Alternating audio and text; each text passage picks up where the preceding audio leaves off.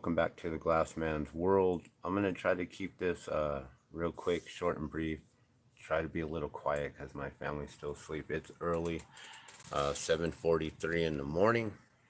So we got some new information from KOB4 News here, and information about the F-35 fighter jet that went down yesterday.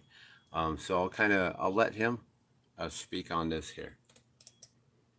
Right now, we want to let you know just a little bit more about the plane that crashed. The F-35 is said to be, at least, the most advanced fighter jet in the world.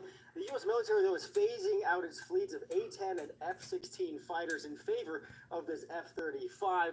Now, Lockheed Martin is the primary manufacturer of the F-35 here in the States. The Air Force, Navy, and the Marines all fly this plane.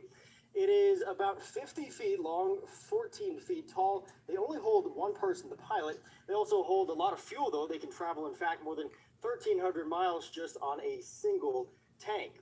At about $110 million a pop, though, the jets are certainly not cheap. In fact, a report from the Government Accountability Office says that the Department of Defense estimated the Air Force will pay $6.6 million per year to operate and sustain one of these jets. Now, the entire fleet cost the Air Force around $1.5 trillion just to sustain that. Now, F-35s are stationed at bases in 8 different states, in addition to some places overseas. They are not, however, stationed here at Kirtland. The nearest bases currently known to house F-35s are Luke Air Force Base, that's outside of Phoenix, and also Hill Air Force Base, which is close to Salt Lake City. But Lockheed Martin confirmed the plane just stopped here to refuel while traveling from Texas to California. And we'll have much more on the investigation into that crash tonight. All right, you guys, so let me just go over that real quick. So the range is 1,350 miles, right? I did a look on I did a quick search. Let me see if I can type this in with one hand here, and we'll just do this, okay?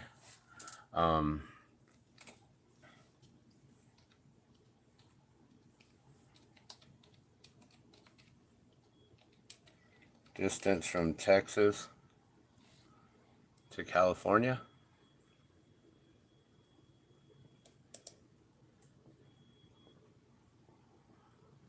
Right? So, it's about that long, right? The range was that long.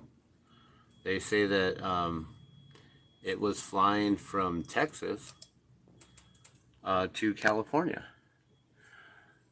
We don't house this airplane here at Kirtland. It's housed here at Luke Air Force Base and Hill Air Force Base in Utah.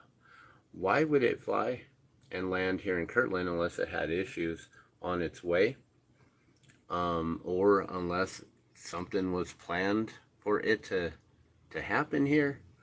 Why wouldn't it have landed at Luke Air Force Base on the way to California? Or if it was going more northern California, why would it not land at Hill Air Force Base, which is only halfway through? And I looked up also the distance from Texas to Albuquerque, and that was only like 500 miles. So why would it have to fuel here? And what happened? We saw, many of us witnessed it fly over. So I believe we witnessed it do a flyover as it was coming in from Texas, going around, doing its approach. We saw it going from south to north and then go east towards the mountains, which it probably circled around back to land at Kirtland Air Force Base and then refuel. And then on its takeoff would have been in that same direction had it have flown around and encircled, coming back, landing from the mountainside from the east to the west, and then taking off, headed out to California, which is where it crashed, going across University Boulevard there. It's still going to be closed at least for another day or so, during investigations and cleanup, guys. This is a huge accident and a huge wreck, an F-35 fighter jet, you guys. All right, well, that's the updates for you. I don't have anything else to really say. I just wonder, why didn't it land here and instead landed here? Was it having issues before and it had to go down a lot sooner than expected? It could have flown the whole distance, I believe, or close to it. So I don't see why it wouldn't have landed here. All right, thanks for watching, guys. Just wanted to give you guys some more information and update on this situation.